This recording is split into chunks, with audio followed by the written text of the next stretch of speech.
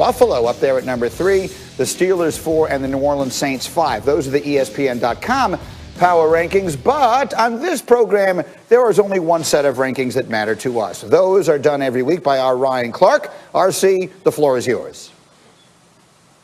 Once again, Greeny, I want to give the disclaimer. I do not care what anybody thinks after these power rankings because they are my power rankings and nobody else gets to do them on the show because obviously they matter. At number 5, I'm going with the Los Angeles Rams. And I know I flip and flop on this team, but listen, they have 2 transcendent talents on defense in Aaron Donald and Jalen Ramsey, the 2 best talents playing the position. Aaron Donald, the best football player in the world, but it's the people that are around him, Greeny, the Brockers, the Floyds, the Williams, the Hills, the Johnson. This defense is amazing. And guess what? Sean McVay's a genius again. Who knew? He knows you have to run the ball. Cam Akers has stepped up. Jared Goff is now playing better. This is the team you do not want to play in the playoffs. They have experience, a quarterback that can make plays when he needs to, and a defense that is getting after your keister. That's a team that you like. That's the team that I love. And at number 4, I'm going with the Rodney Dangerfields of football, the Buffalo Bills. Yeah, you got a quarterback, Buffalo. I get it. You guys are happy. You finally have a dude. You've been waiting since Jim Kelly, and Josh Allen is him.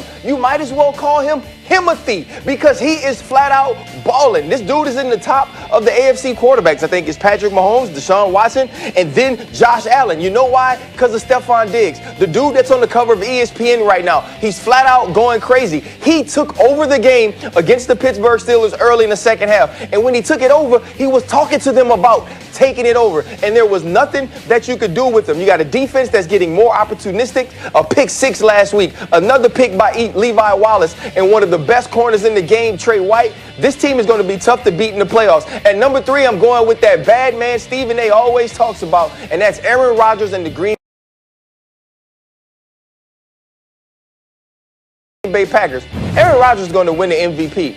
They got an opportunity to go to the Super Bowl. If they do that, Aaron Rodgers is in the top 3 of quarterbacks that's ever played to me. And I don't care what nobody says. When you look at what this dude is doing at this age, at this time, shouldn't we be talking about Aaron Rodgers kind of the way we talk about LeBron James, that he's one of the best we've ever seen, and along with being one of the best, he's now playing the best at a late age? Aaron Rodgers is on point. Aaron Jones is balling. Devontae Adams has stepped up and shown you that he's one of the best wide receivers to ever play this game. Not only playing right now, if they could just get enough defense, Greeny, just enough defense, they can win it. So the Cheeseheads need to play at home. It needs to be dang cold. Give Aaron Rodgers the ball. Try to stop somebody. And at number 2 is the New Orleans Saints. And I know there are going to be people all across the world, but they lost to Jalen Hurts. The Philadelphia Eagles beat them. I don't care. This freaking defense is phenomenal. They had to play a team. They didn't really know what they were going to get. And you had a quarterback on your team who was worse than the quarterback playing for the first time on the other team.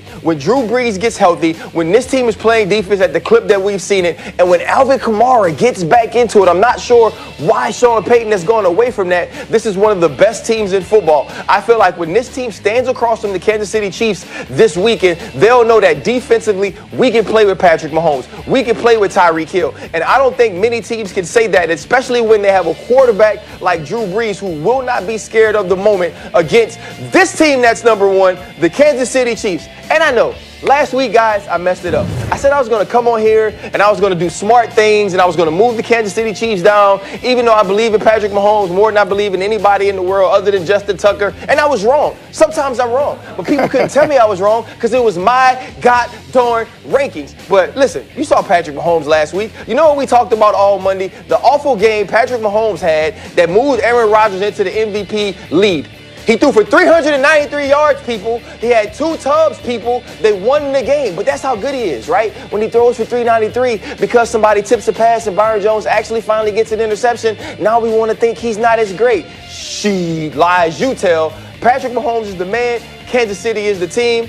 And until somebody beats him, I guess that's just the way it's going to be. There they are, read them and weep. Ryan Clark's top 5, and again, number 1 plays number 2 this Sunday Pittsburgh afternoon. Sorry. Outstanding. All right, as we continue, when is a hat more than just a hat? John Gruden's was a symbol of a larger problem last night, and we will explain why next. Chargers get the win, and if you are a Raider fan, just look away, because this graph tells a story you're not going to like. After Week 10, Vegas was 6-3.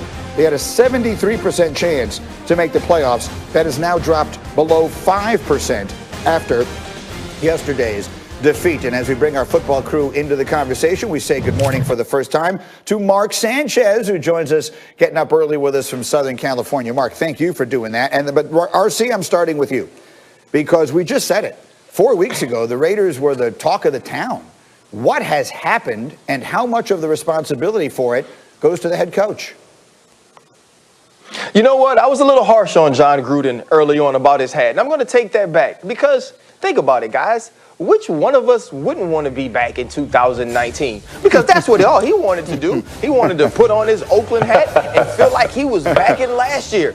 Because he definitely doesn't want to be the coach of this team the last 5 weeks. So I think he was just trying to channel some of that. But when you look at John Gruden, all of this is on him to me. When you give a guy $100 million, you tell him, you know what, you get to make the decisions here. You own the Raiders. You own Las Vegas. And that's what John Gruden does. He has power over who they draft. He has power over who they hire, who they fire. Everything that he wants will be done because they have said, you know what, this is a marriage. This isn't an engagement, right? I love you. I want you. You can do what you want here. You build this house. You furnish it. You pick out the interior. That's what he got to do. And right now they're losing. Defensively, they aren't good enough. Offensively, they aren't making the plays in critical football moments to win football games. And that's on the head coach, who is either thinking about being in last year or not smart enough to wear the right hat. Either way, that dude can't get $100 million to run your program. Well, look, in their last 5 games, they've given up 180 points, and the only one they won was that miracle against the Jets. So quickly, Bart, what went wrong? How did this happen to the Las Vegas Raiders?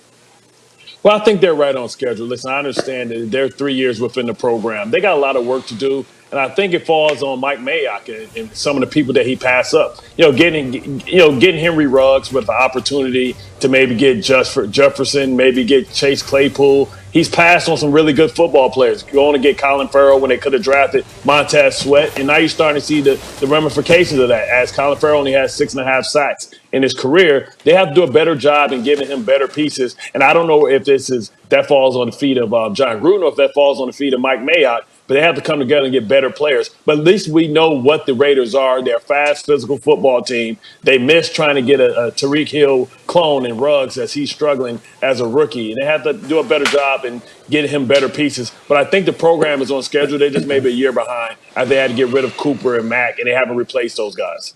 The one thing we know for sure, John's not going anywhere. He's got 7 more years remaining. Meanwhile, Mark, let's try and put a little rosier picture out there, and that is, let's talk about the quarterback who beat them last night. Another spectacular performance from the rookie Justin Herbert. I know you put together a little tape for us because he has just been amazing.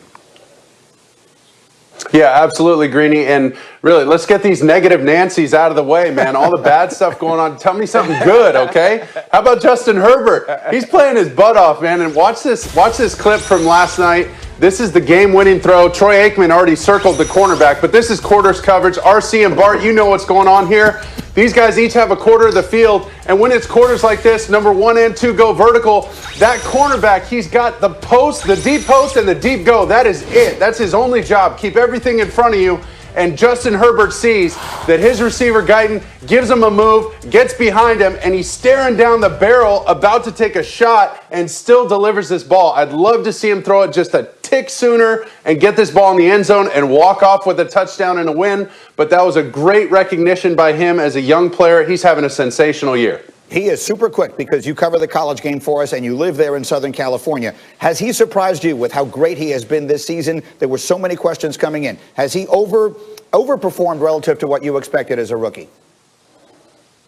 100%. I think he has. And part of that was the big question coming out of college was, how can they really develop him? Because nobody at Oregon really challenged him and pushed him to that next level. He had so many new coaches and so many new offensive schemes. Everybody just kind of did what he was already good at. Run, read option, throw on the run. Nobody made him a drop back passer, and they're doing that. Credit to A. Lynn and that offensive staff in Los Angeles. Yeah, he has been absolutely spectacular. All right, that's how the weekend in the NFL started. Let's look ahead to some of the big games that are still in front of us, and we'll talk about who the most important